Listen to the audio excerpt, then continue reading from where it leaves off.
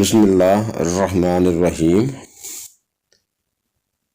سب دوستوں سے گزارش ہے ایک بار درود شریف پڑھ لیں۔ چینل میں آنے والے سب دوستوں کو خوش آمدید۔ چینل کو سبسکرائب لازمی کر لیں۔ عالم برزخ کیا ہے؟ دنیا اور آخرت کے درمیان ایک اور عالم ہے جس کو عالم برزخ کہتے ہیں۔ مرنے کے بعد اور قیامت سے پہلے تمام جنات اور انسانوں کو اسوہ مراتب اس دنیا میں رہنا ہوتا ہے، اور یہ عالم اس دنیا سے بہت بڑا ہے۔ دنیا کے ساتھ برزخ کو وہی نسبت ہے جو ماں کے پیٹ کے ساتھ دنیا کو۔ برزخ میں کسی کو آرام ہے اور کسی کو تکلیف۔ ہر شخص کی جتنی زندگی مقرر ہے اس میں سے نہ زیادتی ہو سکتی ہے اور نہ کمی۔ جب زندگی کا وقت پورا ہو جاتا ہے اس وقت اسرائیل علیہ السلام روح قبض کرنے کے لیے آتے ہیں، اور اس شخص کے سرحانے جہاں گاہ کام کرتی ہے فرشتے دکھائی دیتے ہیں۔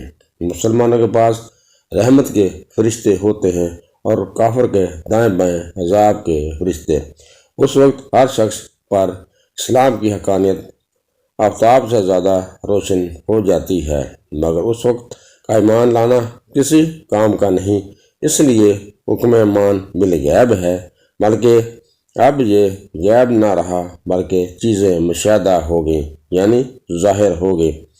مرنے کے بعد روح کا تعلق بدن انسانی کے ساتھ قائم رہتا ہے، اگرچہ روح بدن سے جدا ہو گئی مگر بدن پر جو گزرے گی روح ضرور اس سے آگاہ اور متاثر ہوگی جس طرح دنیا میں ہوتی تھی، بلکہ اس سے بھی زیادہ۔ دنیا ٹھنڈا پانی، سرد ہوا اور نرم فرش، لذیذ کھانے، سب باتیں جسم پر وارد ہوتی ہیں، مگر راحت اور لذت روح کو پہنچتی ہے، اور ان کے برعکس جسم پر ہی وارد ہوتے ہیں۔ الفت اور اذیت روح پاتی ہے، اور روح کے لیے خاص اپنے رحمت عالم کے الگ اسباب ہیں جن سے سرور یا غم پیدا ہوتا ہے۔ یہ سب حالت برزخ میں مرنے کے بعد مسلمانوں کی روح حسب مرتبہ مختلف مقاموں میں رہتی ہے، بعد کی قبر میں اور بعد کی چاہ زمزم شریف میں، بعد کی آسمانوں اور زمین کے درمیان، بعد کی پہلے دوسرے اور ساتویں آسمان تک، اور بعد کی آسمانوں سے بھی بلند، اور بعد کی زیر عرش قندیلوں، اور بعد کی العلیین میں۔ اپنے جسم سے ان کا تعلق دستور قائم رہتا ہے۔ جو کوئی قبر پر آئے اسے دیکھتے پہچانتے ہیں، اس کی بات سنتے ہیں، مگر روح کا دیکھنا قرب قبر اس سے مخصوص نہیں۔ کہتے ہیں اس کی مثال ایسی ہے، ایک پنچھی پنجرے میں قید تھا اور اس کو آزاد کر دیا گیا۔ علماء کرام فرماتے ہیں بے شک جب پاک جانیں جسم سے جدا ہوتی ہیں، عالم بالا سے مل جاتی ہیں اور سب کچھ ایسا دیکھتی اور سنتی ہیں جیسے یہ یہاں پر حاضر ہیں۔ کافروں کی بعد روحیں خبیث بعد ان کے مرگٹ یا قبر پر رہتی ہیں، بعد کی چاہ برہوت میں کہ یمن میں ایک نالہ ہے وہاں پر رہتی ہیں، اور بعد کی پہلی دوسری ساتویں زمین تک، بعد کی اس سے بھی نیچے سجین میں رہتی ہیں۔ جو اس کی قبر یا مرگٹ پر گزرے اسے دیکھتے پہچانتے بات سنتے ہیں، مگر کہیں آنے جانے کا اختیار نہیں کیونکہ وہ سب ناپید ہیں۔